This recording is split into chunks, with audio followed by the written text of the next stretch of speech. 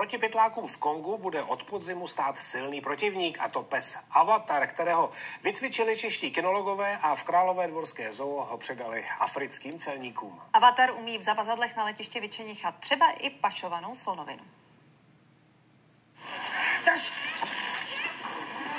Belgický ovčák silně kousne do nohy a nepustí. Jsou to dobré geny, říkají kynologové. A on jeho tatínek dělá ve věznici, takže...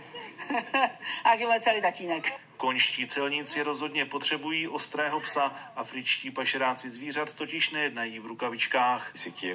Jsou ozbrojení a jejich zbraně jsou čím dál lepší. I my se tedy musíme přizpůsobit. Rok a půl starý Avatar bude jako vůbec první pes působit na letišti v hlavním městě. Strašný sebevědomí má, což je super na tuhle práci. V zavazadlech bude třeba hledat pašované části zvířat nebo slonovinu. Naučil se to na odebraných vzorcích z Královédvorské zoo. Bezpečně pozná třeba šimpanze nebo antilopy. Je v našem zájmu, aby ochrana přírody v Africe byla na co nejvyšší úrovni.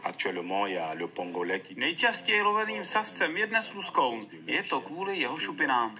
Rukama pytláků ale dál umírají třeba nosorožci, a to kvůli rohům. V Ázii totiž přetrvává mýtus, že prášek z nich léčí rakovinu, přitom má podobné složení jako lidské nehty. Před 10 lety proto Dvorská zoo demonstrativně spálila 23 rohů, aby ukázala, že nemají žádnou cenu. Přitom na černém trhu by stály 55 milionů korun.